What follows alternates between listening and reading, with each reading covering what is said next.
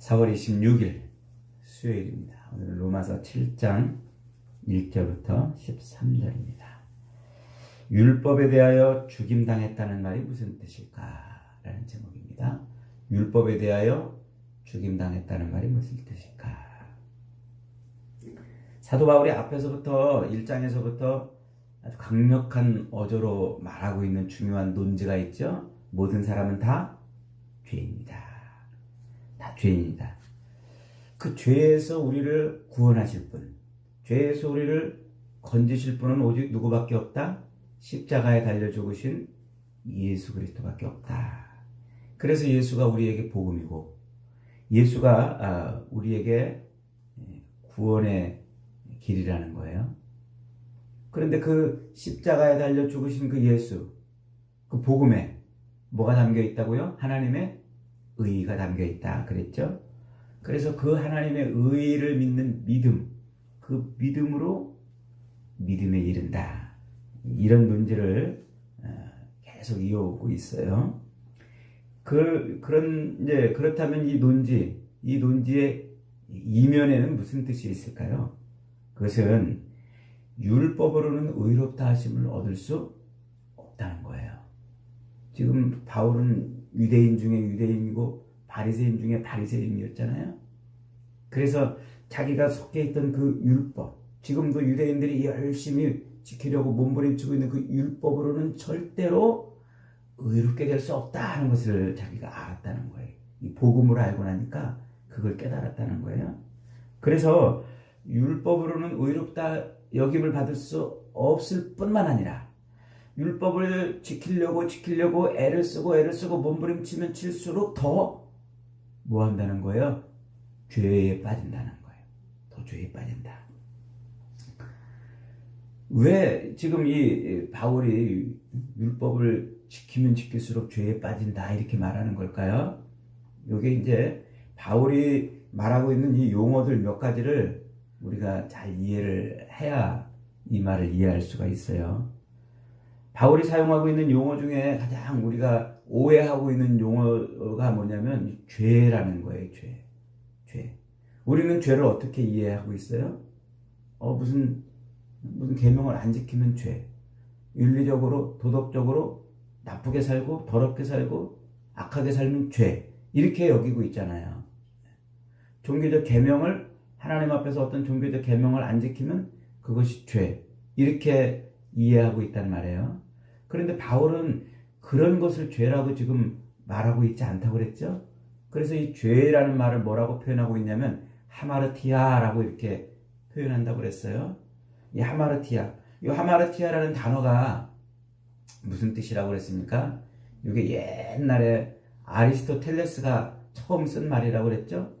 아리스토텔레스가 시학이라는 책에서 이 말을 어떻게 쓰고 있냐면 인간이 인간다움을 잃어버린 상태, 인간의 그 본래적인 인간다움을 잃어버린 상태, 요거 인간의 그 본질적으로 인간이 인간다움을 갖고 있어야 되는데 그걸 잃어버린 상태, 그런 상태를 하마르티아 이렇게 표현한다고 그랬어요. 그 본질적인 걸 잃어버린 거예요. 인간의 인간다움의 그 본질적인 것. 그러다가 이제 이 바울 시대에 와가지고 한 300여 년이 흘렀죠. 바울 시대에 와가지고 이 말이 이제 어떻게 사람들에게 쓰였냐면은 관역의 한 복판에 화살이 딱 꽂혀야 되는데 엉뚱한데 빗나가서 꽂힌 거예요. 관역의 한 복판에 꽂히지 않고 빗나가서 엉뚱한데 꽂힌 그것을 하마르티아 이렇게 사람들이 사용을 했단 말이에요. 이 아리스토텔레스가 쓴 말이 왜 이렇게 바뀌었나 제가 한번 생각을 해봤어요. 그랬더니 아마 그러지 않겠나 싶었어요. 그리스 로마 시대에는 군인들이 전성기 시대잖아요. 그러니까 군인들이 이제 전장에 나가려고 칼 가지고 연습하고 활을 쏘고 막 이러다가 관역의 한가운데 딱 꽂혀야 되는데 옆으로 탁 빗나갔어요. 그러니까 그 아리스토텔레스의 그 말을 빌려다가 야 빗나갔어. 빗나갔어. 하마르티아야. 이렇게 표현하지 않았겠나 싶어요. 뭐 한복판에 꽂히지 않고 엉뚱한데 꽂혔어. 야, 그 하마르티야. 우리도 왜 말을 그런 식으로 갖다가 쓰는 말들이 덜어 있지 않습니까? 그 의미를 차용해가지고 다른 상황에 적용시키는. 그러니까 지금 인간의 그 본질적인 어떤 것을 잃어버린 상태를 그 당시 사람들은 관역 한복판에 화살이 꽂히지 않고 엉뚱한 데 꽂힌 것을 표현하는 말로 그렇게 그냥 사용하고 있다는 말이에요. 그 말을 지금 바울이 갖다가 죄를 설명하는 말로 쓰고 있단 말이에요. 그러니까 지금 뭐예요? 하나님에게 꽂혀야 되는데 인간이 엉뚱한 데 꽂혀 있는 거예요. 이게 죄라는 거예요. 그래서 요 하나님에게 꽂혀야 되는데 엉뚱한 데 꽂힌 것을 하나님 입장에서 보면은 인간이 하나님을 뭐 한 거예요? 벗어난 거예요. 하나님을. 그렇죠? 하나님에게 꽂혀 있어야 되는데 엉뚱한 데 꽂혔다는 것은 하나님 편에 본다면 인간이 하나님에게서 벗어나 있는 거죠. 그 인간 입장에서 보면 뭐가 돼요? 하나님을 배제한 것이 돼요.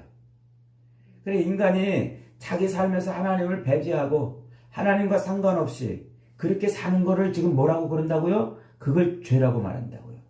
그것을 하나님을 떠난 상태, 하나님을 떠난 상태. 다른 표현으로 말하면 이게 죽음이라는 거예요, 지금. 하나님과 분리되어 있는 상태. 그러니까 자기 삶에서 하나님을 배제하고 자기에게 집중하고 사는 거예요. 자기를 더 높이고 자기 것을 더 채우고 자기로 하여금 더 사람들에게 드러나게 하는 그런 삶을 사는 것. 그것이 뭐라고요? 그게 지금 죄라고 지금 설명을 하고 있다는 거예요.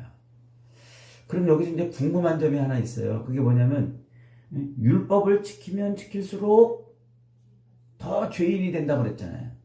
그럼 율법은 나쁜 거네요? 그럼 나쁜 거를 왜 하나님이 주셨을까요? 안 주셔야 되는데 그걸 왜 주셨을까요? 죄를 깨닫게 하려고. 죄를 깨닫게 하려고. 그래서 바울이 이제 오늘 본문에서 말하고 있는 거예요. 7절 한번 다시 읽어봅니다. 7절 시작. 그런즉 우리가 무슨 말을 하리요? 율법이 죄냐? 그럴 수 없느니라. 율법으로 말미암지 않고는 내가 죄를 알지 못하였으니 곧 율법이 탐내지 말라 하지 아니하였더라면 내가 탐심을 알지 못하였으리라. 그러니까 이 도로에 시속 60km로 달리시오라는 그 표지판을 세워놓지 않으면 100km로 달리든 200km로 달리든 아무 죄가 안 되는 거예요. 60km라는 제한속도 표지판을 딱 걸어놓는 순간 60km가 넘으면 뭐가 돼요? 그게 이제 죄가 되는 거죠.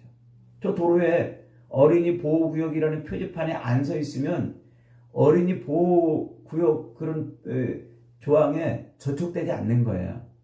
그 표지판을 딱 세워놓는 순간 그 어린이 보호라는 법에 저촉을 받는 거죠. 이게 율법이 그렇다는 거예요. 율법이 우리로 하여금 뭐를 알게 한다고요? 우리로 하여금 죄에 자꾸 빠지게 하는 걸 아는 게 아니라 너 죄인이야 이걸 알려주는 거란 말이에요. 죄인이야. 다시 말하면 하나님 입장에서 본다면 야 너 인간이야. 너는 내가 하나님이고 너는 인간이야. 이걸 알려주는 게 뭐라고요? 이게 율법이었다는 거예요. 율법. 근데 이 신앙생활을 오래 한 사람도 이 율법의 개념을 너무 잘 몰라요. 율법. 이게 간혹 어떤 목사님들 설교를 들어봐도 목사님들조차도 이 율법의 개념을 잘 이해를 못하고 엉뚱하게 설교를 하는 경우가 있어요. 그러니까 성경을 자꾸 헬라적인 관점, 이원론적으로 자꾸 보는 거예요. 그러니까 예수를 믿으면서도 자꾸 종교적 계명을 더 열심히 막 지켜야 되는 것으로 우리 신앙생활의 경지를 그렇게 가게 하는 걸로 자꾸 이렇게 말한단 말이에요. 우리 신앙생활의 경지는 종교적 계명을 열심히 지키는 게 절대로 아닙니다. 그런 행위를 우리의 행위를 자꾸 강조하고 행위를 유발하는 그런 식의 설교는 좋지 않아요. 그러니까 지금 이 율법과 죄의 개념을 자꾸 헬라적 개념으로 자꾸 이해하기 때문에 그래요. 헬라적 개념이 아니고 히브리적 개념. 이게 성경이 그 유대인 거 아닙니까? 이스라엘 히브리 백성들. 그러니까 그리스 사람들의 관점으로, 그리스 철학의 관점으로 성경을 보려고 그러는 게 아니라 히브리 철학으로 자꾸 보려고 해야 돼요. 이게 중요한 겁니다, 여러분. 대표적인 게 바로 죄잖아요, 죄. 이 히브리, 이제 그리스 헬라 철학 관점에서 본다면 이 죄가 뭐예요? 무슨 계명을 어기는 거예요. 조항을 어기는 거.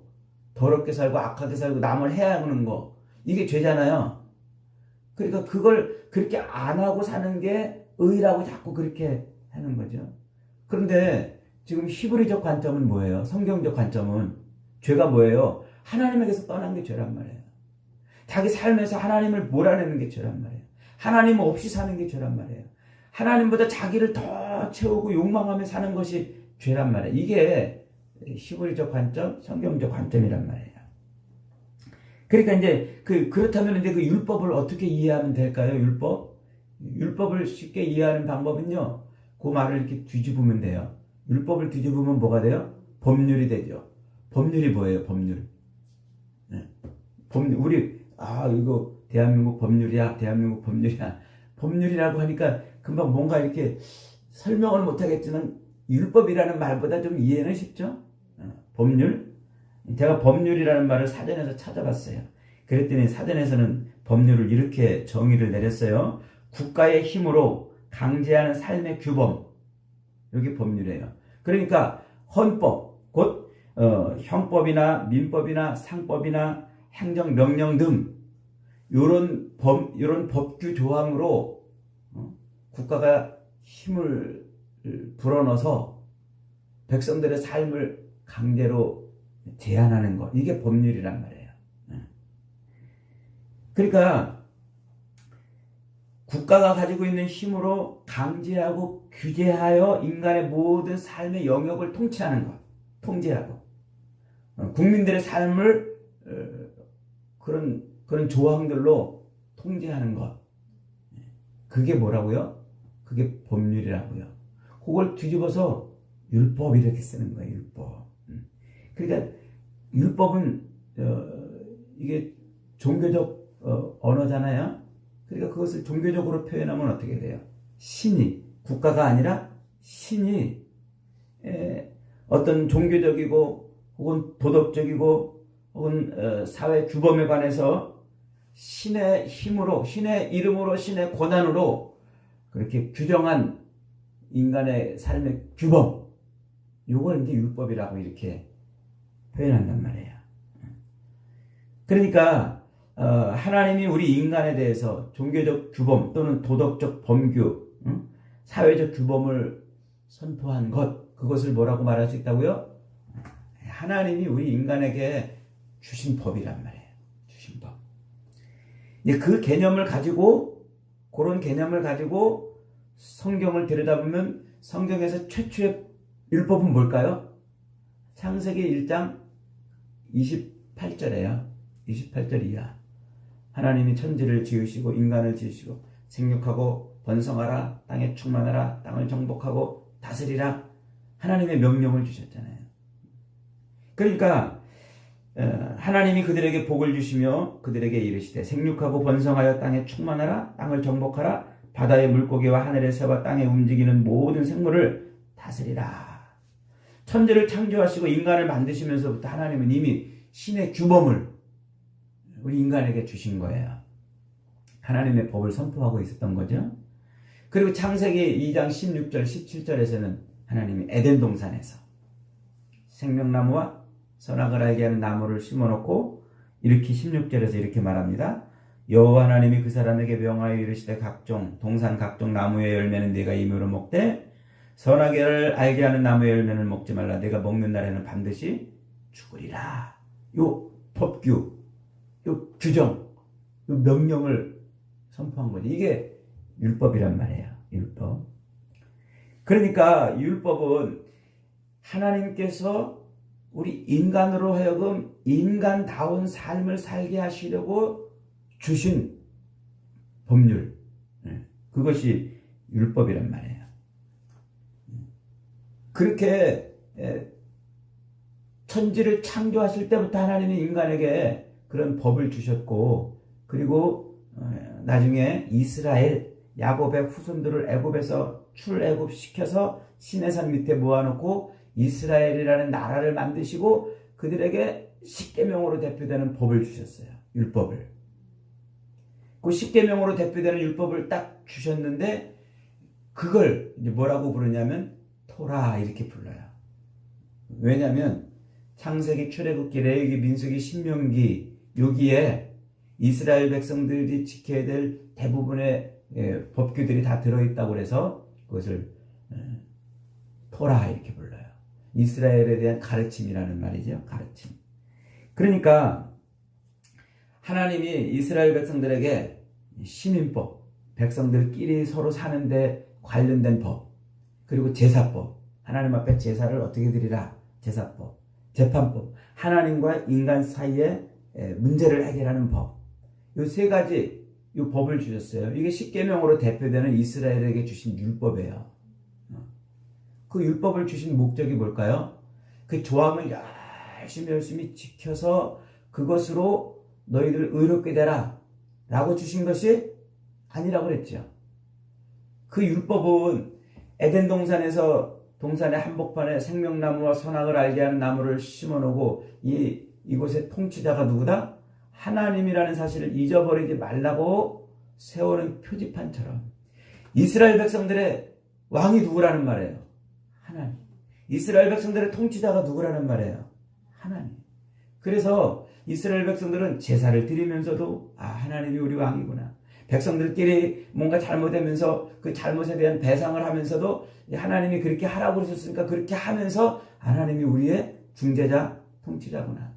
이렇게 법을 지켜가면서 하나님이 자기들의 왕이고 통치자인 것을 기억하고 느끼고 고백하며 사는 거예요. 이게 율법의 목적이에요. 그렇게. 그런데 그런 율법을 그런 용도로 주셨는데 이스라엘 백성들이 어떻게 했다고요? 그 율법에 613개나 되는 조항을 다 지키는 것으로, 지키면 의롭고 못 지키면 불의한 것으로 이렇게 이해를 하고서 그 율법을 지키려고 몸부림을 쳤다는 거예요. 율법의 조항들을. 그래서 그 제사를 드릴 때도 제사법이 있잖아요. 그 제사법대로 제사를 쫙 드리면서 그 제사법대로 제사를 드릴 때 하나님이 원하시는 게 뭐였어요? 야, 네가 그렇게 죽어야 되는데 대신 이 동물을 잡아 죽임으로 네가 죽을 것을 면하는 것이다. 그러니까 하나님의 긍휼과 은혜를 생각해야 되는데 되레 이스라엘 백성들은 뭐 했어요? 자기가 그렇게 죄를 짓고도 동물을 잡아 죽이면은 죄에서 용서받았다고, 나는 의롭다고, 이 제사를 드렸으니까 나는 이제 의로워진 거야, 이렇게 생각했단 말이에요. 제사를 못 드리는 저것은 불의한 놈이야, 제사를 드리는 나는 의로운 사람이야, 이렇게 된 거예요. 그러니까 율법을 지키면서 하나님의 통치하심 앞에 무릎 꿇고 사는 게 아니라 되레 뭐 했다고요? 하나님보다 자기가 더 의로운 존재인 것을 자꾸 드러내는 쪽으로, 이런 식으로 율법을 이해한 거예요. 그러니까 율법에 대해서 자꾸 이 유대인들은 그걸 지키고 지킴으로써 자기가 더 하나님 앞에 의로운 존재가 된다는 것을 그걸 자꾸 표현하고 나타내려고 이렇게 했다는 거죠. 그러니까 율법의 본인은 사라져버렸어요. 하나님은 사라졌어요. 자기 의만 남은 거예요. 지키면은 의로운 자, 못 지키면 불의한 놈이 돼가지고 지킨 사람이 못 지킨 사람을 정죄하는 이런 어처구니없는 일이 벌어졌다는 거죠. 그러니까 지금 바울이 뭐라고 그러냐면 율법을 지키면 지킬수록 점점 더 하나님에게서 멀어져 간다, 이렇게 말하고 있는 거예요. 그렇게 되죠. 하나님에게서 자기 삶에서 하나님이 자꾸 몰아내니까. 그래서 지금 바울이 뭐라고 그러냐면 그 율법이 우리로 하여금 죄인인 것을 깨닫게 만드는 것이, 우리를 의롭게 만드는 것이 아니다. 그렇게 말하면서 율법은 나쁜 게 아니라는 거예요. 나쁜 게 아니고 우리의 죄를 깨닫게 한다. 이렇게 말해요. 그래서 오늘 1절부터 4절에서 그런 말을 하는 거예요. 1절 다시 한번 읽어봅니다. 시작. 형제들아 내가 법 아는 자들에게 말하노니 너희는 그 법이 사람이 살 동안만 그를 주관하는 줄 알지 못하느냐. 그러니까 대한민국 이 법이 내가 살아있을 동안 이 법이 나를 지배하는 거예요. 내가 죽으면 아무 의미도 없어요. 그래서 우리가 이제 뭐 대통령이 무슨 범죄를 했는데 죽었잖아요. 죽으면은 공소권이 사라져버리는 거예요. 죄를 물을 권한이 사라져버리는다. 이런 말 한단 말이에요. 그런 의미예요, 지금 바울이. 그래서 법 아는 자들에게 말하노니 야 너희들 법 알잖아. 법이 뭔지 알잖아. 법은 살아있을 때만 그 사람을 주관하는 거야. 그 사람이 죽으면 법은 아무 효력이 없어. 이렇게 말하는 거잖아요. 그러면서 예를 들어요. 뭐라고 예를 들냐면 2절로 3절에 한 남편이 있는데 이 남편이 있는 여인, 그 여인은 남편이 살아있는 동안에만 남편에게 종속돼 있다는 거예요. 남편이 죽으면 이 남자를 만나든 저 남자를 만나든 재가를 하든 마음대로 해요. 남편이 살아있으면 이 남자 저 남자 만나면 가늠한단 말이에요. 남편이 죽으면 아무나 만나도 돼요. 자유를 얻었으니까. 그 예를 들은 거예요. 그러면서 이제 뭐라고 말하냐면 4절에서 이렇게 말해요. 4절 읽어봅니다. 시작. 그러므로 내 형제들아 너희도 그리스도의 몸으로 말미암아 율법에 대하여 죽임을 당하였으니 이는 다른 곧 죽은 자 가운데서 살아나신 이에게 가서 우리가 하나님을 위하여 열매를 맺게 하려 함이라. 이 갑자기 지금 논지가 바뀌었어요. 무슨 얘기냐면 야 남편이 살아있을 때는 그 부인은 남편에게 종속돼 있지 않았느냐? 남편이 죽으면 그 부인은 자유를 얻는 거야. 이렇게 예를 들어 설명하더니 갑자기 우리도 그와 같이 율법에 대해서 죽은 거야. 이렇게 말하는 거예요. 그러니까 정상적으로 표현한다면 뭐라고 표현해야 되냐면 야 율법이 죽었으니까 우리는 율법에 대해서 자유야. 이렇게 말해야 돼요. 근데 율법이 죽었다고 말하지 않고 뭐라고 말해요? 우리가 죽었대요. 우리가. 요 논점이 살짝 비껴가는 걸 요걸 놓치지 말아야 돼요. 요걸. 그러니까 이게 지금 뭐냐면 너희도 그리스도의 몸으로 말미암아 율법에 대하여 죽임을 당했다. 이렇게 말하고요. 율법에 대해서 죽임을 당했다. 율법이 죽은 게 아니라 누가 죽었다고요? 우리가 죽었다고요. 우리가. 남편이 죽은 게 아니고 부인이 죽었어요. 그래도 결과는 똑같은 거예요. 이 남편이 죽어서 부인이 자유를 얻은 것이나 부인이 죽어서 부인이 남편으로부터 자유롭게 된 것이나 똑같은 거예요. 지금 그 말을 하고 있는 거예요. 율법은 죽을 수 없잖아요. 하나님이 율법을 철회하실까요? 율법을 죽여버릴까요? 죽이지 못하잖아요. 그러니까 율법은 그냥 있지만 대신 누가 죽었어요? 내가 죽은 거예요. 내가. 누구로 말미암아? 그리스도로 말미암아.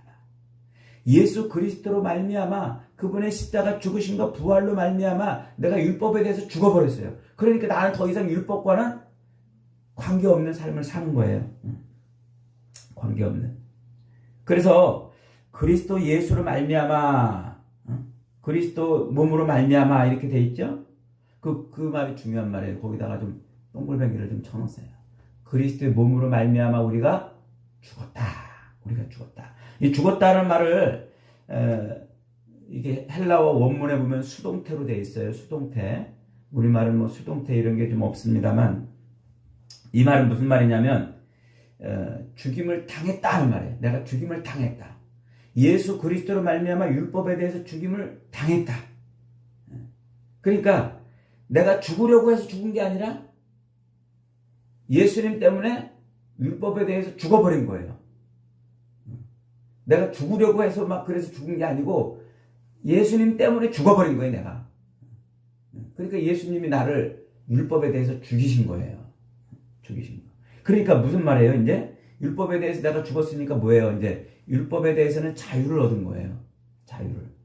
그래서 이 죽임을 당했다, 에타나토네테라는 말로 지금 쓰고 있는데, 이 말은 다른 말로 말하면 율법을 예수님이 대체했다 이 말이에요. 우리가 율법에 대해서 죽임당했다는 말은 율법을 예수님이 대체했다. 그러니까 옛날에는 율법이 내 남편이었는데 지금은 누가 내 남편이란 말이에요? 예수님이 남편이란 말이에요. 그 말이에요 지금. 예수님이. 그러니까 옛날에는 시민법이나 제사법이나 재판법을 가지고서 하나님을 인정하고 하나님을 바라보고 하나님 앞에 무릎 꿇고 하나님의 통치하심을 고백하며 살아야 되는데 이제 그럴 필요 없다는 거예요. 대신 누구를 바라보고 하나님의 왕되심을 보는 거예요? 예수님. 예수님을 바라보고 예수님이 그 율법을 대체한 분이시기 때문에 예수님을 바라보고서 이제 하나님이 나의 왕이시구나. 그분이 내 인생의 주인이시구나. 그분이 내 인생의 통치자구나. 이렇게 바뀌었다는 말이에요. 그래서 여러분 우리 그러잖아요. 우리 예수 믿고 세례받을 때 세례받고 찬송하잖아요. 주님은 나의 왕이십니다. 찬송하잖아요. 하나님은 나의 왕이시고 내 인생의 주인이십니다. 고백하잖아요. 그게 그 고백이에요. 옛날엔 율법을 가지고서 하나님을 바라봤는데 이제는 율법이 아닌 예수님을 보고서 하나님의 왕되심을 고백하고 하나님의 통치자를 고백하는 거예요. 그러니까 그 예수 그리스도의 그 십자가 죽으심과 부활이라는 사건이 우리를 율법에 대해서 죽게 만들었고 그 예수 그리스도의 십자가 죽으심과 부활이라는 사건이 우리로 하여금 하나님의 왕되심을 고백하는 그런 일을 만들어냈다는 거예요. 옛날에는 그 율법을 가지고서 그랬는데 지금은 예수 그리스도의 그 십자가 죽으심과 부활이라는 거죠. 그러니까 표지판 기능이 이 율법에서 누구로 바뀐 거예요? 예수님. 그러니까 예수님이 십자가를 보면 그 십자가를 보는 순간 우리는 뭐 하는 거예요? 하나님 나의 왕이십니다. 그렇게 알으라는 거예요. 그걸 봐야 된다는 거예요. 여러분 지나다니다가 골목에 십자가가 서 있으면 야, 저 십자가는 뭐 하얀색이네? 이렇게 생각하지 말고 뭐 하라는 거예요? 그분이 하나님이 나의 왕이십니다. 나의 통치자십니다. 그렇게 보라는 거예요. 지금. 그래서 하나님이 지금 에덴 동산 한복판에 생명나무와 선악을 알게 하는 나무를 세우는 것처럼 지금도 지구촌 곳곳에 산마다 들마다 골목마다 십자가를 세워놓으시는 거예요. 우리 그걸 보고 하나님이 이 온 우주 만물의 통치자 우리 인생의 왕이시라는 것을 보라고 말입니다. 보라고. 그게 지금 바울이 지금 말하고 있는 거예요. 그런데 우리는 지금 어떻게 살아가요? 여기다 십자가 목걸이를 딱 걸고 있으면서도 주님이 내 인생의 왕이라고 고백하지 않고 내 인생은 내가 왕이야. 내가 주인이고 그래서 주님은 내 인생을 도와줘야 되는 분이 되어버렸어요. 여러분 예수 믿으십니까? 정말로 믿으십니까? 예수를 믿는다는 말은 뭐예요? 곧 그분으로 말미암아 하나님이 내 인생의 주인이시고 왕이고 통치자이고 주권자라는 것을 인정한다는 것 아닙니까? 인정한다는 것. 내가 죽었으니까 내 주권을 이제 하나님이 가져가신 거예요. 그런데 이 땅을 살면서 아직도 내가 안 죽으니까 내가 살아야 되니까 더 몸부림치고 더 높아져야 되고 가져야 되고 더 누려야 되고 내가 바라고 원하는 것이 이루어져야만 되는 삶을 살려고 몸부림치니까 아직도 나는 안 죽어요. 안 죽으니까 내 주권을 주님께 넘겨드리지 못하는 거예요. 나의 인생의 주권을 주님께 넘겨드리지 못하고 내가 쥐고 있는 거죠. 거꾸로 살아가고 있는 우리 지금. 예수를 믿는다고 말하면서 복음으로 산다고 말하면서 사실은 거꾸로 살고 있어요. 이방인들처럼 그렇게 살고 있는 거예요. 예수를 믿고 예수님을 의지하며 산다고 그러면서 그분이 나의 왕이요 나의 통치자요 내 인생의 주인이라고 그렇게 요 예배당에 앉아서는 고백하는데 나가면 내가 왕이야. 내가 인생의 주인이고 내가 잘되고 내가 성공해야 되고 내가 높아져야 되고 내가 많이 가져야 되고 내가 바라고 원하는 것이 이루어져야만 되는 그런 막 욕망을 가지고 산단 말이에요. 욕망을. 그러면서 기도할 때도 하나님 왜 안 도와주십니까? 왜 안 도와주십니까? 하나님 앞에 호통치듯 그렇게 기도를 한단 말이에요. 도와주셔야지. 왜 안 도와주세요? 도와주셔야지. 종 부리듯. 내가 종인데 하나님이 하나님을 종 부리듯 막 그런단 말이지. 우리 기도도 거꾸로 하고 있어요. 지금 거꾸로. 이방인들하고. 그러니까 복음으로 사는 게 아니라 이방인들과 같은 종교 생활을 하고 있는 거예요. 종교 생활. 이 바울이 지금 한국교회 오면 얼마나 속이 뒤집어질까요? 내가 전한 복음, 이 복음을 거꾸로 지금 살고 있으니 얼마나 바울이 스트레스를 받을까요? 참, 일찍 돌아가신 게 다행입니다. 여러분 정말 우리가 예수님을 믿는다면요. 예수님과 합해서 세례를 받았다면 나는 죽었다고 그러잖아요. 5장에서. 내가 죽었는데 왜 자꾸 이 세상에서 내가 살려고 몸부림치냐는 거예요. 죽었으면 내 삶의 주권은 다 주님께 넘겨드려야 되죠. 안 죽었으니까 버둥거리는 거예요. 안 죽었으니까 살려고 몸부림치는 거예요. 그러니까 내가 내 인생의 주권을 쥐고서 여러분 우리가 예수 그리스도 앞에서 세례를 받았으면 우리는 죽은 줄 믿으시기 바랍니다. 그 순간 하나님 내 인생의 왕이시고 통치자이고 주인이신 것을 믿으시기 바랍니다. 더 이상 세상 어떤 것이 나를 이래라 저래라 못해요. 하물며 우리가 개 한 마리를 내가 끌고 가도 내가 주인이면 딴 사람이 그 개를 이래라 저래라 못하잖아요. 내 눈치 보고서 그래야지 함부로 했다가는 큰일 나잖아요. 그러니까 내 인생 주인이 누구예요? 하나님이란 말이에요. 돈이 내 인생 이래라 저래라 할 수 없어요. 시련과 환난과 역경 세상 풍파가 내 인생을 흔들지 못해요. 침몰치 못해요. 그래서 풍랑을 만나가지고 제자들이 막 힘들어하고 있는데 주님이 바람아 잔잔하라 파도야 잔잔하라 명령하니까 잔잔해지잖아요. 제자들이 깜짝 놀라요. 저가 뒤기에 바람과 파도가 잔잔해집니다. 주님이 통치자이시니까요. 주님이 모든 우리 인생의 삶의 주인이고 통치자이니까 시련, 환난, 고난, 세상 철학, 세상 방법, 돈, 다른 사람 누구도 내 인생을 흔들지 못하는 줄 믿으시기 바랍니다. 오직 주님만이 내 인생을 붙들고 지켜주시고 책임져 주시고 내 인생을 오직 주님의 손으로 붙들어 주십니다. 그런 믿음으로 오늘도 살아가는 저와 여러분 되시기를 주님의 이름으로 축복합니다.